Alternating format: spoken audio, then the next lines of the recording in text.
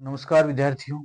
आज हम कक्षा 10 की प्रश्नावली संख्या 6.3 का प्रथम प्रश्न देखते हैं, जिसमें दिया हुआ है पहले प्रश्न में यहाँ कुछ त्रिभुजों के जोड़े दिए हुए हैं।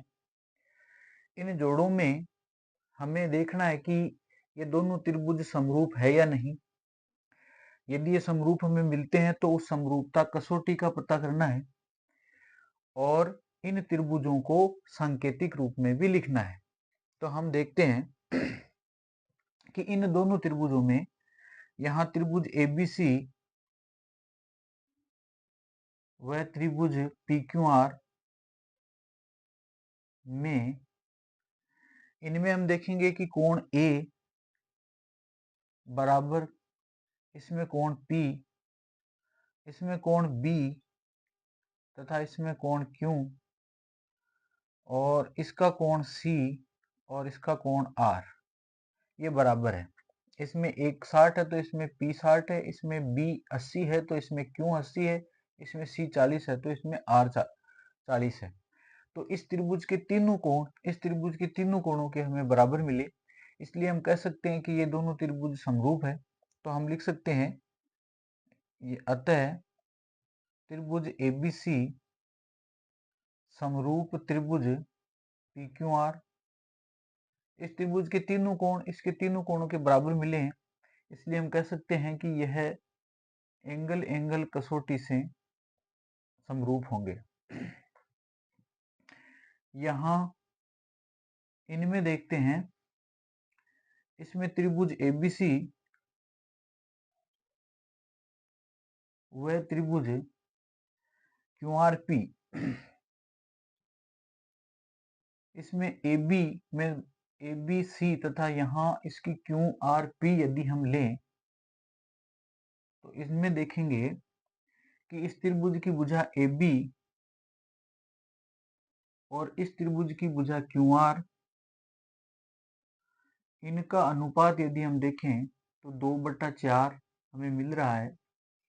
इन्हें काटने पर हमें 2 एकम 2, 2 दूनी 4 यानी 1/2 मिल रहा है। इसी प्रकार इसकी यदि BC लें हम तथा इसकी RP लें तो BC भुजा इसमें 2.5 है और इसमें 5 है।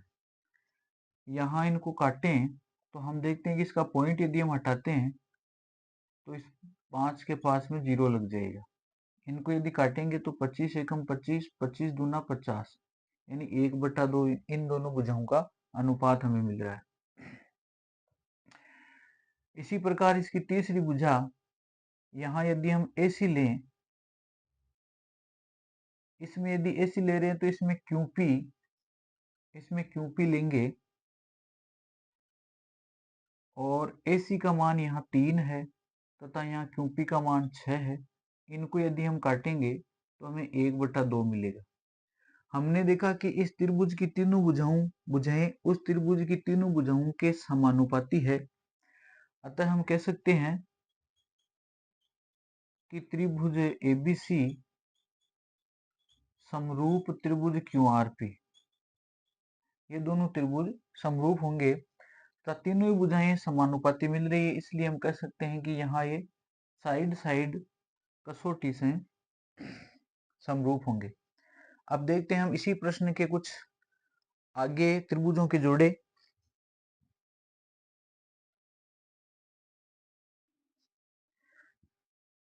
देखते हैं इस पहले प्रश्न का तीसरा, जिसमें दो त्रिभुज दिए हुए हैं। इनको हम देखते हैं कि यह समरूप है या नहीं। तो इनमें मान लीजिए हमने त्रिभुज लिया MPL, ये त्रिभुज MPL व अगला त्रिभुज इसमें हम लेते हैं EDF। इनमें हम ढूंढते हैं कि इनकी भुजाएं समानुपाती मिलती है या नहीं। तो इसमें सबसे पहले जैसे इसकी भुजा MP ली तो इसमें ED ले लेंगे। ED इसकी भुजा MP लेंगे तो इसमें ED ले लेते हैं। तो यहाँ MP का मान 2 तथा ED का मान 4। यहाँ इनको काटेंगे तो 2 एकम 2, 2 दूनी 4, यानी इसमें अनुपात 1:2, 1/2 आ रहे हैं। इसी प्रकार इसमें भुजा लेते हैं हम PL। इसमें यदि PL लेते हैं तो इसमें DF लेंगे, ये DF 6, तो PL का मान यहाँ 3 है और इसमें 6 है, ये 3 एकम 3, ये 3 दूनी 6। अभी तक दो भुजाओं का अनुपात बराबर आ रहा है। तीसरी भुजा, इसमें हम ले लेते हैं ML। इसमें यदि हम ML लेंगे तो इसमें EF लेते हैं। ML में हमने लिया 2.7 बट्टा इसमें लेंगे हम 5। यदि इनको हल करेंगे, पॉइंट हटाने पर यहाँ 27/50 आएगा तथा ये इन अनुपातों के बराबर नहीं है। तो यहाँ तीनों भुजाओं के अनुपात बराबर नहीं है, इसलिए हम कह सकते हैं कि ये दोनों त्रिभुज समरूप नहीं है। यहाँ ये त्रिभुज समरूप नहीं है, समरूप नहीं है। अब यदि ये समरूप नहीं है तो इनको सांकेतिक रूप में लिखने की आवश्यकता भी नहीं है। यहाँ इसका चौथा प्रश्न देखते हैं। चौथे में हम त्रिभुज ले लेते हैं MNL। त्रिभुज MNL वह त्रिभुज ले लेते हैं QPR। QPR इन दोनों में हम देखते हैं इनके संगत अवयव बराबर मिलते हैं या नहीं। यहाँ MN यदि इसकी भुजा लेते हैं हम, तो इसमें हम लेंगे QP। MN का माप यहाँ पर 2.5 दिया हुआ है और यहाँ QP का मान 5 दिया हुआ है। इसको हम सोल्व करेंगे तो ये हो जाएगा 25/50, दशमलव को उठाने पर यहाँ 0। इसको काटेंगे तो ये हमें 1/2 प्राप्त होगी। इसी प्रकार यदि इसकी भुजा हम ML लेते हैं, ML लेते हैं तो इसमें QR लेंगे, QR। इसमें ML 5 दी हुई है तथा इसमें QR 10 दी हुई है। इनको काटेंगे तो 5 एकम 5, 5 दूनी 10, इनका अनुपात बराबर आ रहा है। तथा इसका कोण M और इससे इसका कोण Q, यहाँ कोण M और यहाँ कोण Q, ये दोनों बराबर आ रहे हैं। ये 70 डिग्री दिए हुए। तो हम कह सकते हैं कि इसकी दो भुजाएं तथा इन भुजाओं द्वारा अंतर्विष्ट करने वाला कोण और इसी प्रकार इसकी दो भुजाएं और इनको अंतर्विष्ट करने वाला कोण आपस में बराबर है। तो हम कह सकते हैं कि यहाँ त्रिभुज MNL समरूप हो जाएगा त्रिभुज QPR के। और जब दो भुजाएं तथा बीच का कोण दूसरे त्रिभुज की दो भुजाओं तथा बीच के कोण के बराबर मिले, दो भुजाओं का अनुपात बराबर तथा बीच का कोण बराबर है, तो हम ये कह सकते हैं कि ये साइड एंगल साइड कसौटी से यहाँ समरूप होंगे। अब देखते हैं हम इसका नेक्स्ट प्रश्न।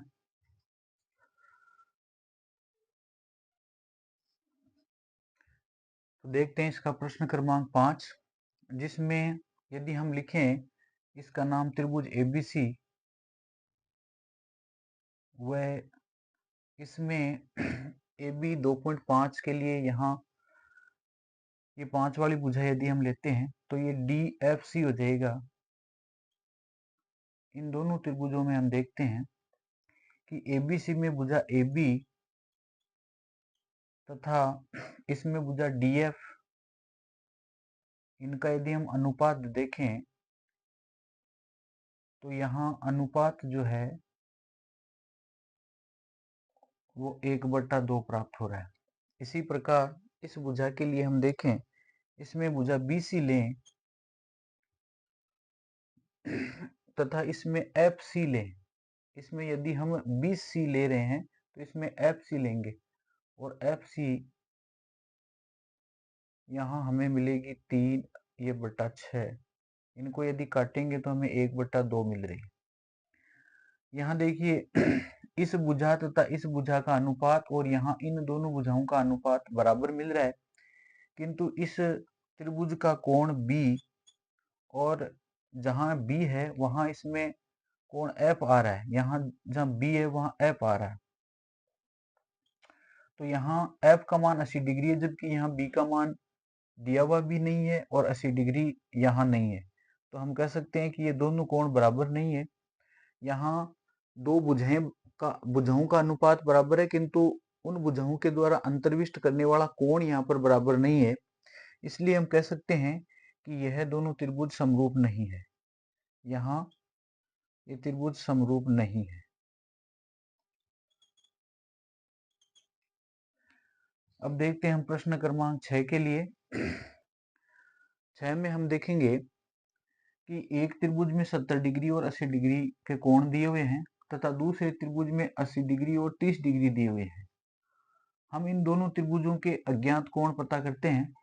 यहाँ त्रिभुज DEF में इसका कोण F यदि हम निकालें, यहाँ कोण F निकालें तो हमें प्राप्त होगा 180 माइनस 70 प्लस 80।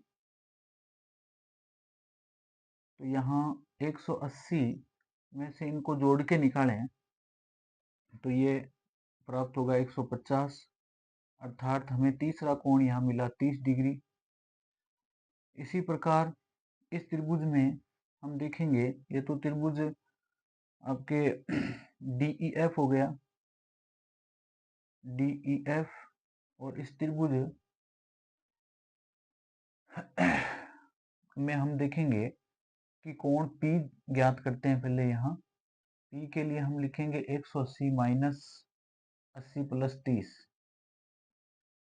तो यहाँ 180 में से 80 प्लस 30 यानी 110 हम घटाएं तो अगला कोण हमें प्राप्त होगा 70 डिग्री। जो दिया हुआ कोण नहीं है वो हमें प्राप्त होगा यहाँ 70 डिग्री। अब हम देखते हैं कि यहाँ त्रिभुज DEF लें, यहाँ ले लिया त्रिभुज DEF व इधर त्रिभुज D के लिए 70 डिग्री है। तो यहाँ त्रिभुज में पहले हम P ले लेते हैं, DE है तो यहाँ PQR ले लेते हैं। इनमें यहाँ PQR त्रिभुजों में हमने देखा है। तो यहाँ इस त्रिभुज DEF में कोण D तथा इसमें कोण P, ये दोनों ही 70 डिग्री हमें प्राप्त हो रहे हैं। इसी प्रकार इसका कोण E तथा इसका कोण Q हमें 80 डिग्री प्राप्त हो रहा है तथा इस यहाँ कोण F, इसका कोण F तथा यहाँ कोण R हमें 30 डिग्री प्राप्त हो रहे हैं। तो दोनों त्रिभुजों में संगत कोण बराबर है, इसलिए हम कह सकते हैं कि त्रिभुज DEF समरूप है त्रिभुज PQR के।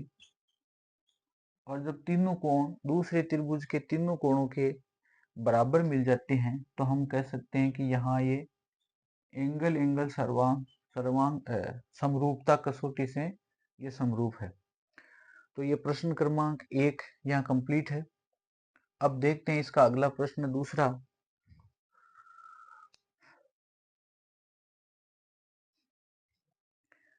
आइए देखते हैं प्रश्न क्रमांक 2, जिसमें दिया हुआ है कि आकृति में त्रिभुज ODC समरूप त्रिभुज OBA, त्रिभुज ODC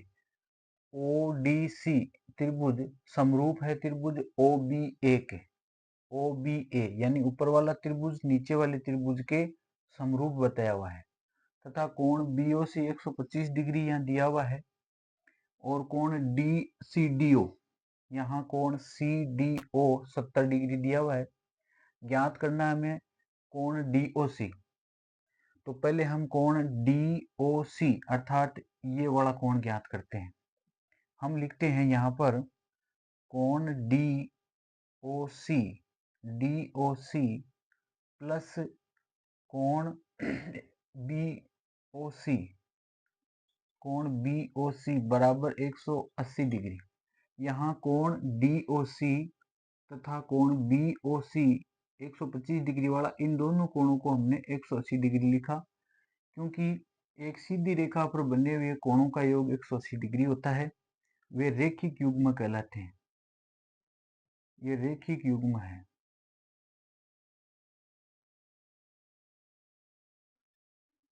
अब हम देखेंगे कि यहाँ कोण DOC तो हमें ज्ञात करना है तथा BOC यहाँ 125 डिग्री दिया हुआ है। अब हम कोण DOC ज्ञात करेंगे तो हमें प्राप्त होगा 180 माइनस 125।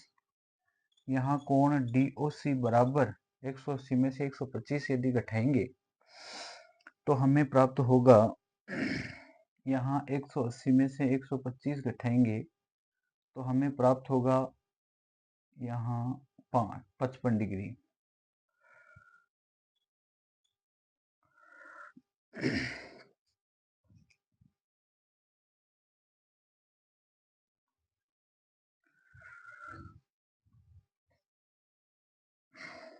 तो DOC अर्थात हमें पहला कोण DOC, यहाँ DOC ये हमें 55 डिग्री प्राप्त हुआ।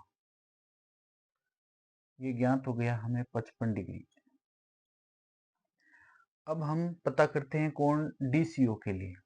कोण DCO के लिए तो हम देखेंगे कि त्रिभुज DCO में, यहाँ लिखेंगे त्रिभुज DCO में कोण D प्लस कोण C प्लस कोण O, इन सभी का योग 180 डिग्री, क्योंकि त्रिभुज के तीनों कोणों का योग 180 डिग्री होता है। तो यहाँ कोण D का मान 70 डिग्री दिया हुआ है और कोण C का मान हमें ज्ञात करना है तथा कोण O का मान यहाँ 55 डिग्री दिया हुआ है। आगे हल करते हैं तो 70 और 55 को यदि हम जोड़ेंगे तो यहाँ 5 7 5 12, ये हमें 125 डिग्री प्राप्त होगा और प्लस कोण C बराबर 180। यहाँ कोण C का मान यदि हम ज्ञात करेंगे तो हमें प्राप्त होगा 180 माइनस 125, अर्थात यहाँ 180 में से 125 घटाएंगे तो हमें प्राप्त होगा 55 डिग्री। ये भी हमें 55 डिग्री प्राप्त होगा।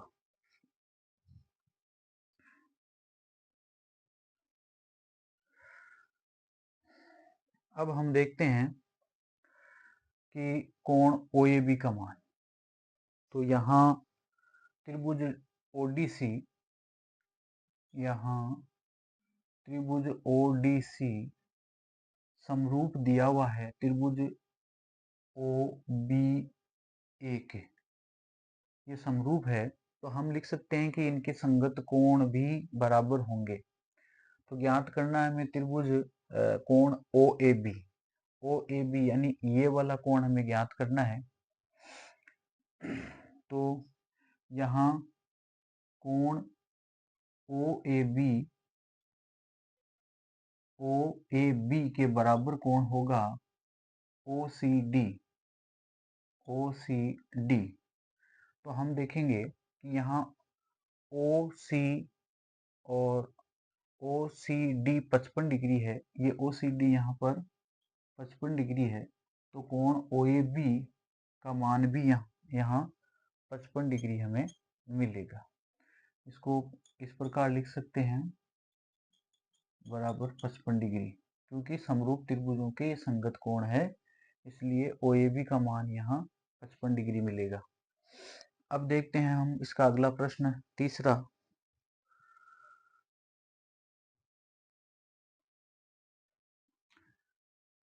तो आइए देखते हैं प्रश्न क्रमांक 3 जिसमें दिया हुआ है समलंब ABCD जिसमें AB समांतर DC है। हम एक ऐसा समलंब बनाते हैं प्रश्न के अनुसार यहाँ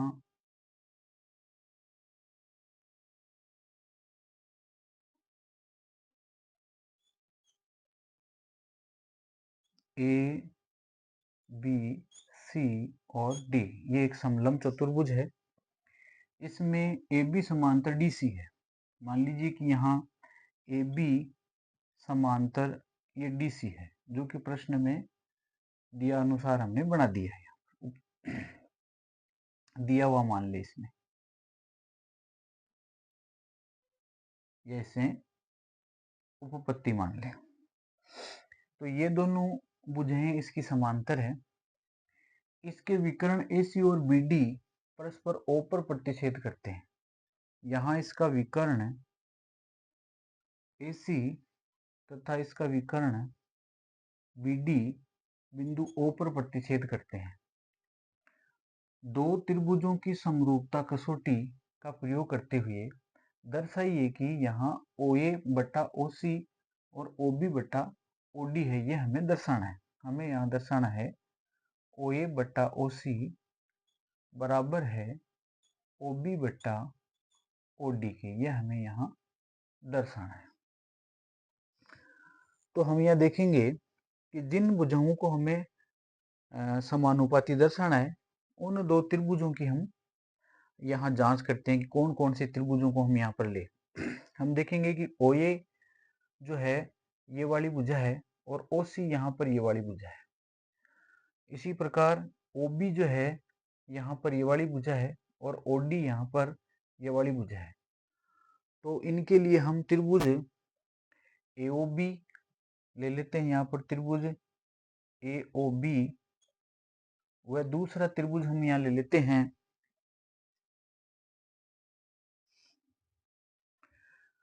तो यहाँ त्रिभुज AOB लेते हैं। AOB तो जिनको सिद्ध करना है उस भुजाओं के हिसाब से अगर हम लें तो यहाँ दूसरा त्रिभुज हम COD ले लें।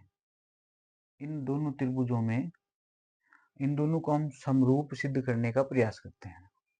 त्रिभुज AOB तथा त्रिभुज COD इनमें हम लिखेंगे कि इस त्रिभुज AOB में यहाँ DCA देखें या DC और AB को अगर समांतर रेखा कहें तो AC यहाँ पर एक तिर्यक रेखा हो जाएगी। यहाँ दो समांतर रेखाओं को एक तिर्यक रेखा काटती है तो इस प्रकार बने हुए एकांतर अंतःकोण बराबर होते हैं। तो हमने देखा कि यहाँ इस त्रिभुज में कोण C और यहाँ त्रिभुज का कोण A बराबर है।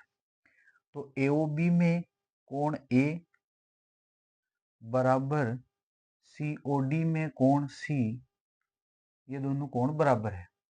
इसी प्रकार ये दोनों समांतर रेखाएं हैं तो यहाँ कोण D तथा यहाँ कोण B बराबर होगा। तो इस त्रिभुज का कोण B तथा इसका कोण D ये बराबर होंगे। ये एकांतर अंतःकोण के कारण बराबर होंगे।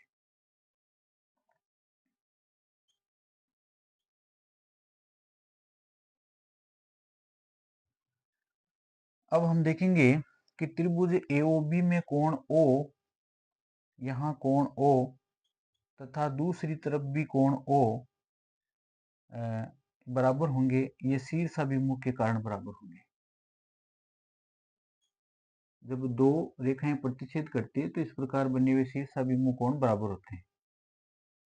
शीर्षाभिमुख कोण बराबर है। तो यहाँ देखा हमने कि दो त्रिभुजों में उनके संगत कोण बराबर मिल रहे हैं तो यहाँ ये दोनों त्रिभुज समरूप होंगे। यहाँ त्रिभुज AOB समरूप हो जाएगा त्रिभुज COD के। ये समरूप होंगे, इनके कोण बराबर मिल रहे हैं तो हम कह सकते हैं कि ये एंगल एंगल एंगल कसौटी से समरूप हो जाएंगे। अब ये त्रिभुज समरूप हो गए हैं तो इनकी संगत भुजाएं समानुपाती होगी। तो अब हम ये लिख सकते हैं यहाँ पर दिया हुआ कि इस त्रिभुज की भुजा OA, इसकी भुजा OA लें तो यहाँ OC हो जाएगी दूसरे त्रिभुज की, तथा इस त्रिभुज की भुजा OB लें तो इस त्रिभुज की भुजा OD हो जाएगी। ये समरूप त्रिभुजों की संगत भुजाएं हैं, इसलिए यहाँ इनका अनुपात बराबर होगा। लिख सकते हैं समरूप त्रिभुजों की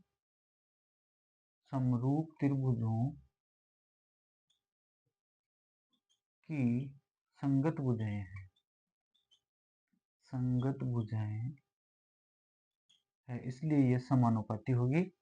अपना ये प्रश्न क्लियर है। अब प्रश्न क्रमांक 4 देखते हैं।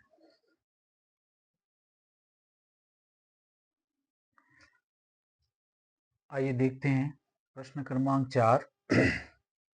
यहाँ एक आकृति दी हुई है। आकृति में दिया हुआ है QR बटा QS। यहाँ QR बटा QS यानी QR भुजा तथा QS भुजा का अनुपात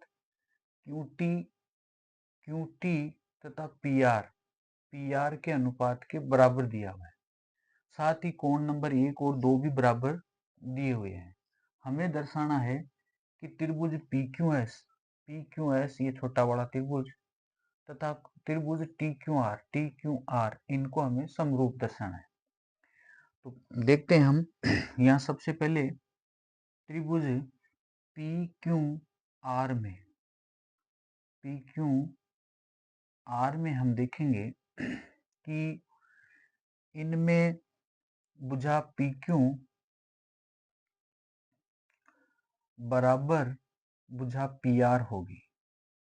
ये इसलिए होगी क्योंकि त्रिभुज PQR में कोण नंबर 1 और 2 बराबर दिए हुए हैं, तो किसी त्रिभुज में बराबर कोणों की सम्मुख भुजाएं बराबर होती है, इसलिए ये बराबर है। लिख सकते हैं बराबर कोणों की सम्मुख भुजाएं हैं, बराबर कोणों की सम्मुख भुजाएं हैं, सम्मुख भुजाएं है, इसलिए बराबर है। अब हम देखेंगे कि त्रिभुज यहाँ त्रिभुज TQR व त्रिभुज PQS में हम देखेंगे कि यहाँ दिया हुआ है कि QR बटा QS, तो यहाँ QR बटा QS दिया हुआ है बराबर यहाँ QT बटा PR दिया हुआ है। हम PR की जगह PQ लिख सकते हैं। क्यों? क्योंकि हमने यहाँ पर PQ बराबर PR यहाँ ज्ञात किया है, इसलिए हम यहाँ PR की जगह PQ लिख सकते हैं। अब इस TQR की भुजा QR तथा QS की भुजा QS और यहाँ QT और PQ का अनुपात यहाँ बराबर मिल रहा है।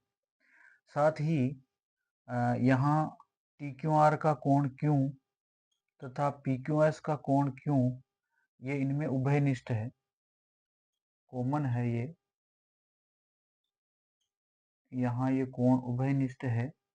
तो हम कह सकते हैं कि दो त्रिभुजों में किसी कोण को अंतर्विष्ट करने वाली भुजाओं का अनुपात यदि बराबर हो तो यहाँ भुजा QT QR तथा छोटे वाले त्रिभुज की SQ और PQ ये भुजाएं अनुपात में बराबर तथा इनको अंतर्विष्ट करने वाला कोण बराबर है।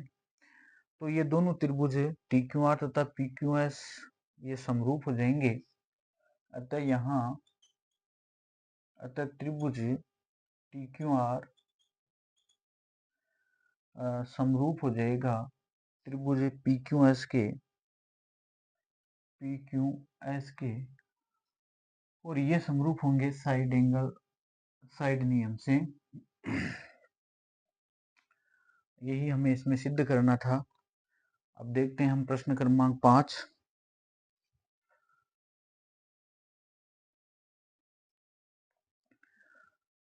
तो आइए देखते हैं प्रश्न क्रमांक 5, जिसमें दिया हुआ है त्रिभुज PQR की भुजाओं। पहले हम यहाँ त्रिभुज PQR बनाते हैं। यहाँ त्रिभुज PQR की भुजाओं PR और QR PR तथा QR पर क्रम से बिंदु S और T। तो PR पर तो बिंदु S है और QR पर बिंदु T है। S व T इस प्रकार स्थित है कि कोण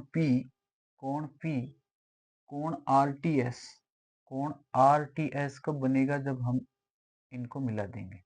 कोण RTS बराबर है, कोण P तथा कोण RTS बराबर दिए हुए हैं। हमें दर्शाना है कोण त्रिभुज RPQ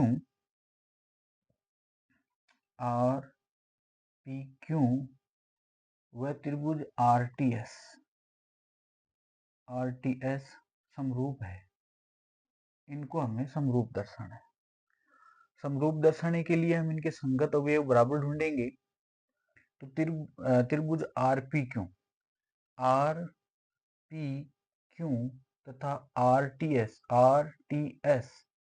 ये पूरा बड़े वाले त्रिभुज को इस छोटे वाले त्रिभुज के समरूप बताना है। तो हम देखेंगे कि RPQ में कोण P तथा RTS में कोण T ये बराबर है। यहाँ इसमें कोण P बराबर है कोण RTS के। ये बराबर क्यों है? ये प्रश्न में दिया हुआ है।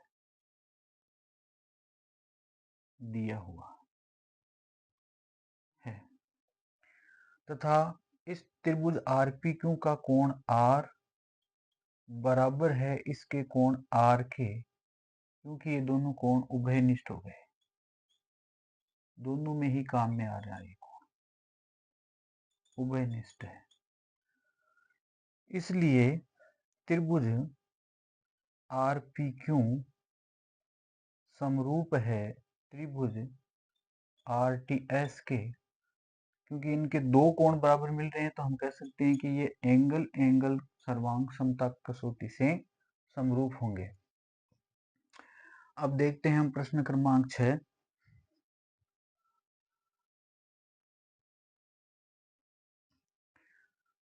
तो आइए देखते हैं प्रश्न क्रमांक 6, जिसमें दिया हुआ है एक आकृति दी हुई है, जिसमें दिया हुआ है कि यदि त्रिभुज ABE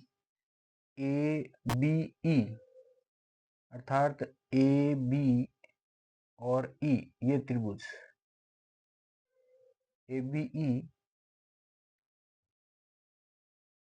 और त्रिभुज ACD के लिए AC और ये D ये जो है सर्वांग सम बताए हुए हैं। और हमें दर्शाना है त्रिभुज ADE ये छोटा वाला त्रिभुज तथा ABC पूरा बड़ा त्रिभुज ये समरूप है। तो हम यहाँ लिखेंगे कि यहाँ त्रिभुज ABE सर्वांग सम त्रिभुज ACD ये जो है प्रश्न में दिया हुआ है।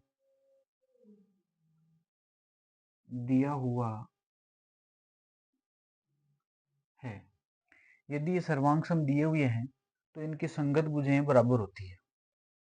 हम लिख सकते हैं कि यहाँ इस त्रिभुज की भुजा AB तथा इसकी भुजा AC, यहाँ AB भुजा तथा यहाँ AC भुजा ये बराबर है। इसी प्रकार यहाँ AE भुजा तथा यहाँ AD भुजा ये बराबर है। ये बराबर है CP CT से। सर्वांग सम त्रिभुजों के संगत अवयव बराबर होते हैं, इसलिए यहाँ पर ये बराबर है।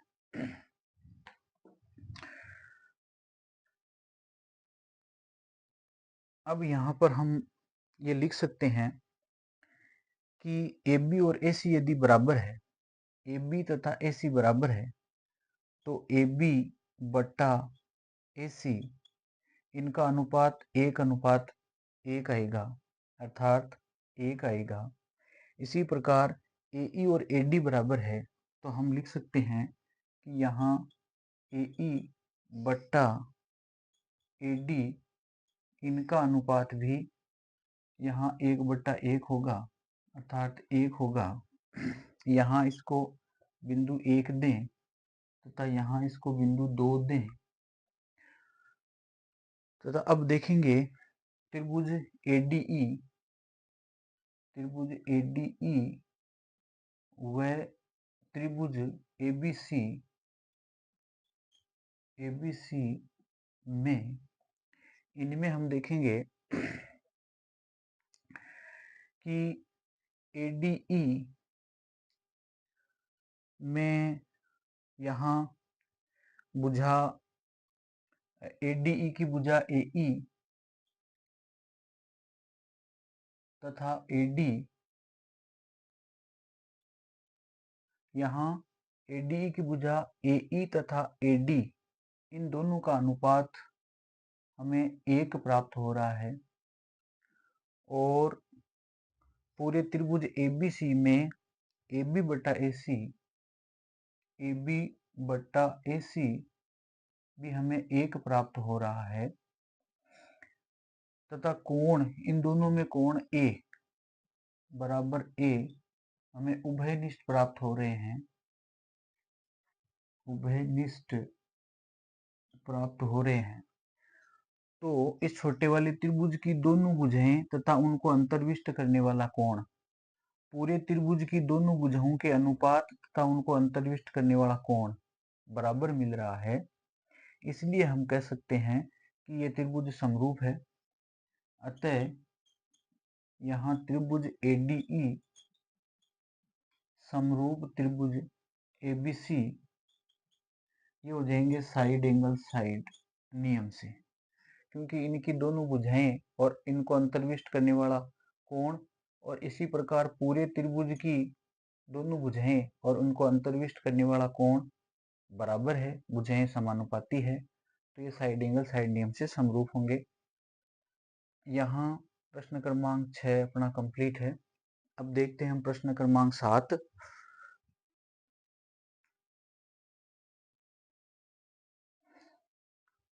आइए देखते हैं प्रश्न क्रमांक 7, जिसमें दिया हुआ है एक आकृति दी हुई है। इसमें त्रिभुज ABC के शीर्ष लंब AD और CE, शीर्ष लंब शीर्ष से सामने की भुजा पर खींचा गया ऐसा रेखाखंड जो प्रतिच्छेद बिंदु पर 90 डिग्री पर प्रतिच्छेद करता है। तो ये AD शीर्ष लंब तथा यहाँ CE शीर्ष लंब परस्पर बिंदु P पर प्रतिच्छेद करते हैं। हमें दर्शाना है, पहला पॉइंट यहाँ त्रिभुज AEP, पहला पॉइंट हम दर्शाएंगे त्रिभुज AEP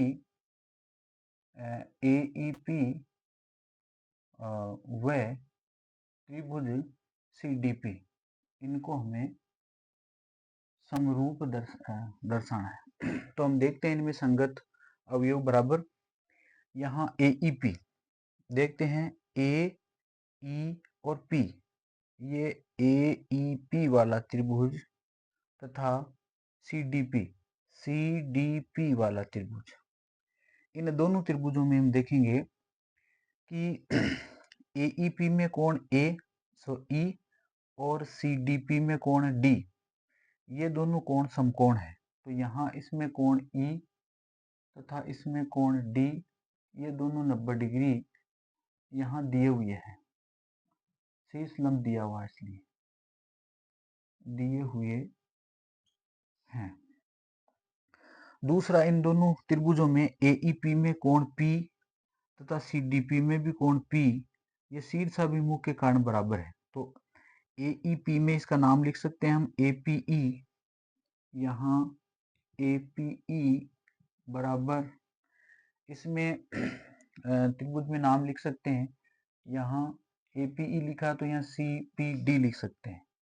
CPD ये दोनों शीर्षाभिमुख के कारण बराबर है।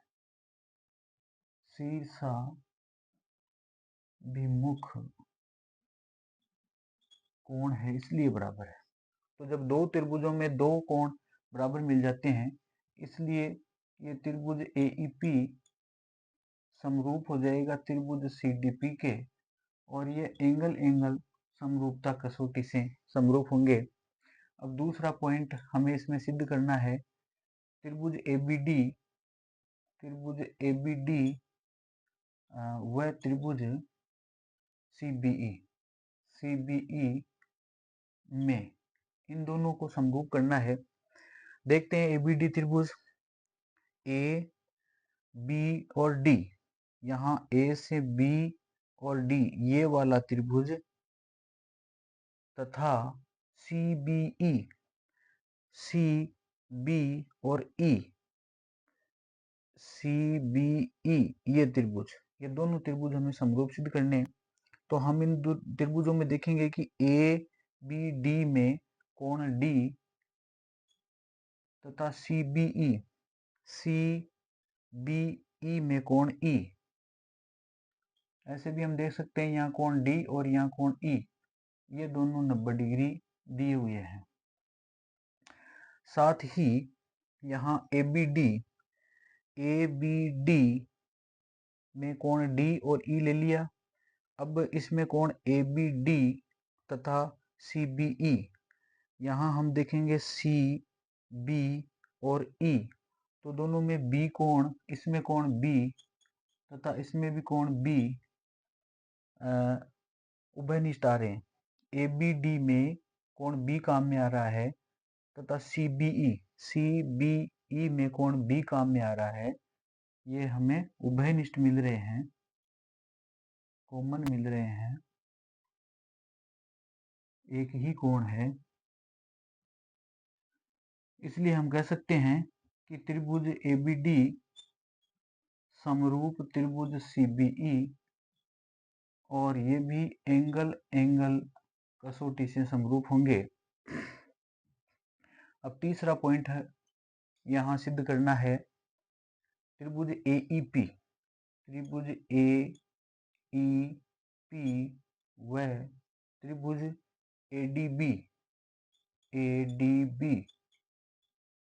इनमें हमें समरूप करना है। देखते हैं त्रिभुज AEP, तो यहाँ AEP ये बड़ा त्रिभुज AEP में कोण E तथा ADB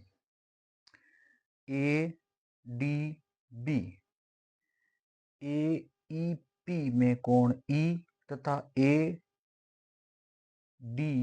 और B में कोण D, यहाँ E तो यहाँ D, ये दोनों कोण यहाँ 90 डिग्री दिए हुए हैं। साथ ही यहाँ AEP तथा ADB इनमें हम देखेंगे कि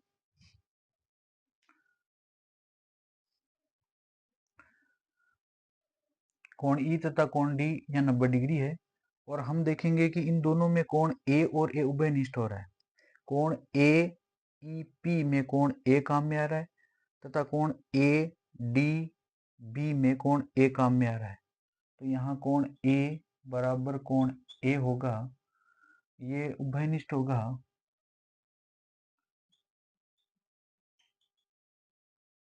इसलिए यहाँ पर त्रिभुज AEP समरूप हो जाएगा त्रिभुज ADB के, और ये भी एंगल समरूपता कसौटी से समरूप होंगे। अब देखते हैं हम इसका ये चौथा पॉइंट।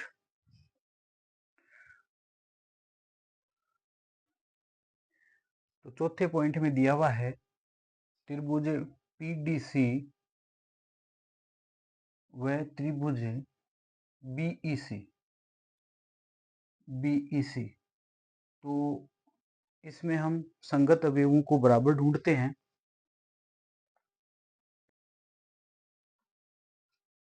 तो देखते हैं चौथे पॉइंट में त्रिभुज PDC, यहाँ PDC, ये त्रिभुज PDC में कोण D बराबर त्रिभुज BEC, त्रिभुज BEC में कोण E ये 90 डिग्री है, तथा त्रिभुज PDC में कोण C और BEC में भी कोण C, ये उभयनिष्ठ है। यहाँ कोण C बराबर कोण C उभयनिष्ठ है। तो हम कह सकते हैं कि इसलिए त्रिभुज PDC समरूप त्रिभुज BEC ये हो जाएगा एंगल समरूपता कसौटी से। तो ये प्रश्न क्रमांक 7 यहाँ पूरा हुआ। शेष के प्रश्न हम अगले वीडियो में देखेंगे। धन्यवाद।